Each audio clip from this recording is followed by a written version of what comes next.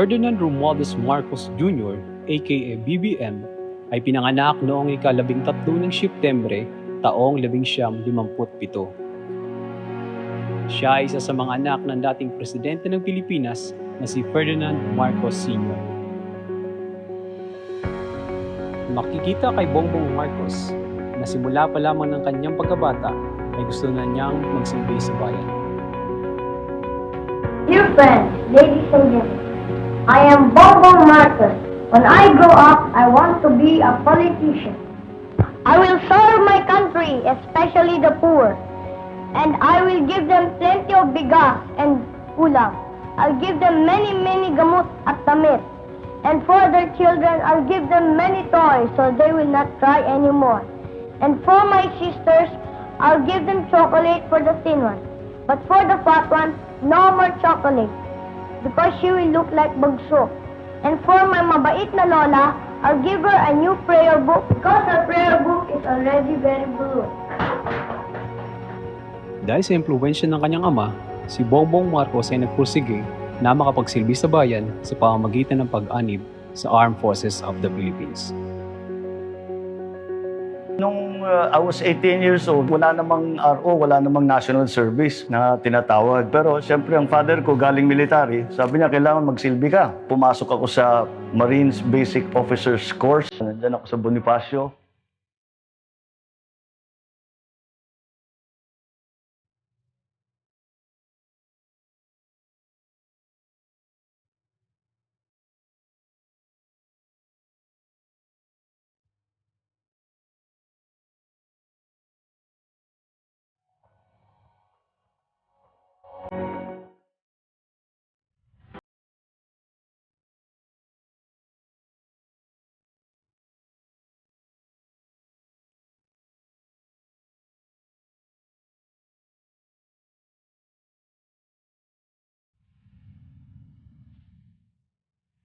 I am Captain John Philippine UGC retired. Imbok 1, the Marine Basic Officers Course Class 1 is about to open. In the late 1970s or early 1979, we heard news that Bongbong Marcos, our president at that time, Bongbong Marcos, will join our class. Si Bongbong did join us. Amphibious operation, airborne exercise. I am a retired Colonel Rudy L. Billen, ODAS 114822 Philippine Navy Marine. President Bongbong Marcos, when he was a second lieutenant, was very much eager to join us, even in march of time from our barracks to the mess hall. Nung dating ng panahon, naku, kahit saan kami papuntahin, kahit anong paketin sa amin na bundok, kayang-kaya, kahit anong kargahin namin, hindi kami nahirapan. Was very energetic in joining us, and I believe then Lieutenant Bongbong Marcos was really a great person. Naging classmate ko siya nung nag-training ako ng Marine Basic Officers Course number 1. Second Lieutenant Ferdinand Romualdez Marcos Jr. Meron na siyang serial number noon, CAD na rin siya. Naka-uniform siya ng Marines uniform. Kasama namin siya sa Kwan, sa beach landing sa Ternate, Cavite. Kasama siya sa mga Kwan, sa Port Magsaysay, sa FTX. Nagsusuot siya ng uniform ng Marines noon na panahon na yun. Nakitaan ko na siya ng, ng leadership. Pag nagsalita, sabi ko sa isip ko noon, siguro balang araw magiging presidente rin ito kagaya ng tatay.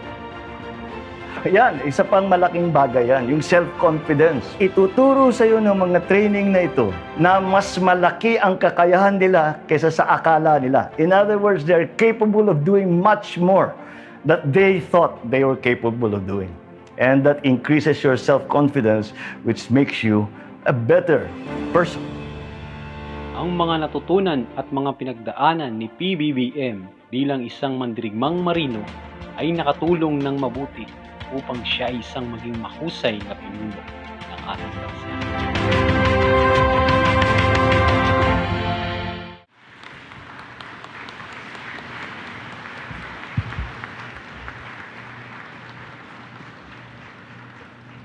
Thank you very much, USEC, USEC Jose Faustino Jr. Please take your seats.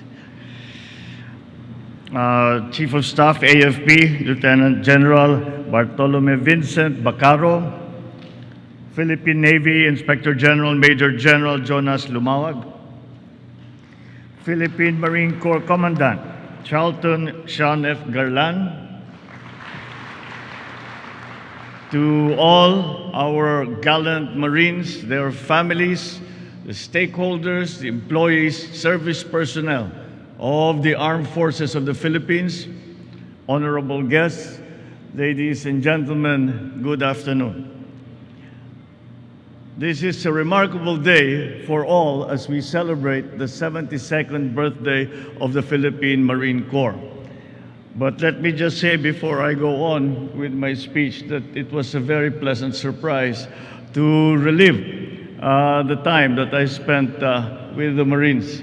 And it was really the beginning of my time in the military. And it is a time that I had found that I was a little intimidated to go. Mahirap ito, mga Marines, masyadong maganya mga yan. They're tough. They're a tough bunch. At again, yung sinabi ko dun sa interview, the Marines taught me that even if you think you cannot manage it, you will, if you dig deep, you will be able to.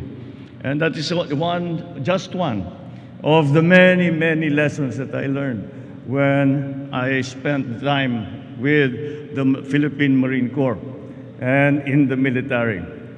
The other invaluable lesson is a lesson of camaraderie, which I have not found anywhere else outside of the military. That form of camaraderie and brotherhood that is formed between people who live together, who fight together, who bleed together, is a different kind of camaraderie. It is a different form of brotherhood. And it is something that is more valuable than anything else, especially for those in the military. So today I take great pride in watching the success of the Philippine Marine Corps that started as a group of volunteers and is evolving now to be a capable force under the Philippine Navy. Let me extend my most sincere congratulations to everyone who has made this possible, past and present. I am one with the Filipino people to commend the accomplishments of the Marine Corps through the years, especially in securing and fostering peace and order in our country. It began when you fought the communist armed forces in the 1950s. You have also defended the nation from terrorist and separatist groups in the succeeding years. During the disasters and emergencies, they can always be counted on to respond to the call of duty. So despite the challenges that you have endured and surpassed, you still prove to be courageous and resilient in helping our countrymen in times of emergencies and calamities. I thank you all for always being true Marines and going above and beyond.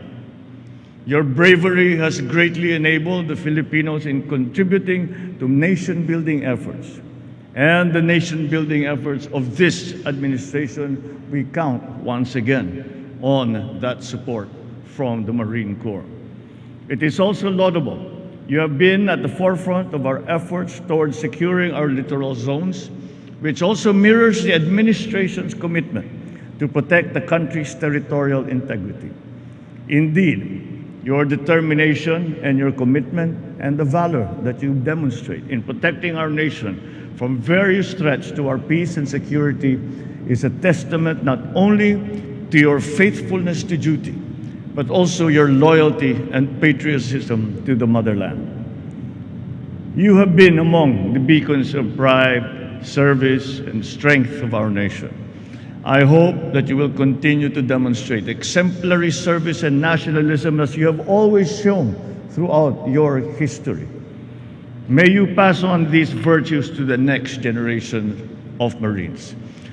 We will work harmoniously towards our collective goal of serving the Filipino people, asserting our sovereignty, as well as defending the country's territorial integrity. I'm confident that with you, we will be able to protect the Republic of the Philippines from all threats, to sustain our identity and promote our national interest for the benefit of all. Let me assure you that the government remains firm and committed to enhancing the Marine Corps by means of the AFP modernization. We use the resources to provide each of you the support that will help you fulfill your responsibilities, realize your full potential, and to achieve success in your mission. As the leader of our nation and your Commander-in-Chief, I assure you of my full support for the continued success of the Armed Forces of the Philippines and the Marine Corps. Once again, happy birthday, Marines! Mabuhay kayong lahat!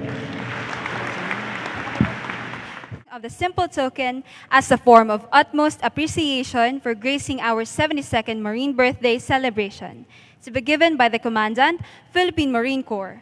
The citation will now be read by the Marine Corps Adjutant. The Philippine Marine Corps Ginunting Polo is presented to His Excellency Ferdinand Bongbong Romualdez Marcos Jr., President of the Republic of the Philippines, in commemoration of the 72nd birthday celebration of the Philippine Marine Corps on November 7, 2022 at Jurado Hall, Bonifacio Naval Station, Fort Bonifacio, Taguig City.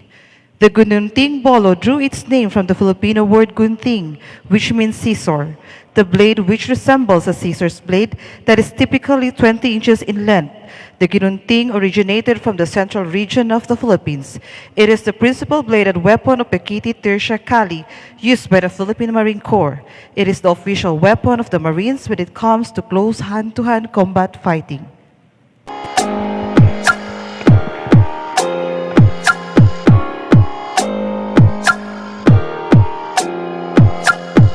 Likewise, as a token of appreciation, the Commandant Philippine Marine Corps will also present a Philippine Marine Pattern Battle Dress uniform, which is worn by our Marines.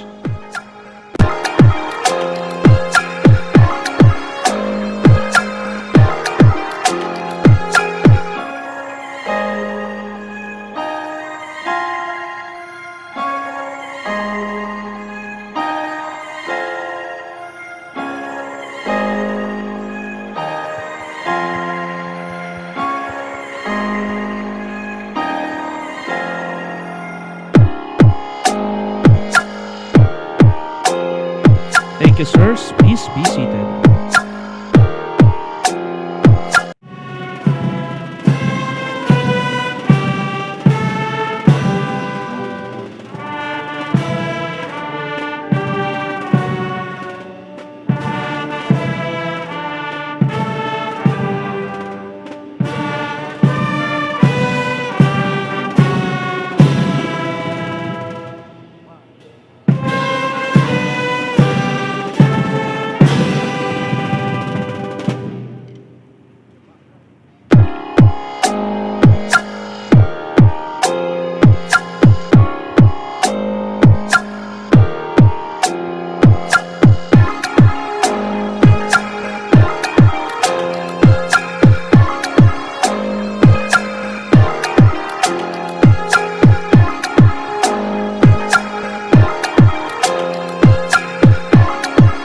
The Commandant cuts the first lance.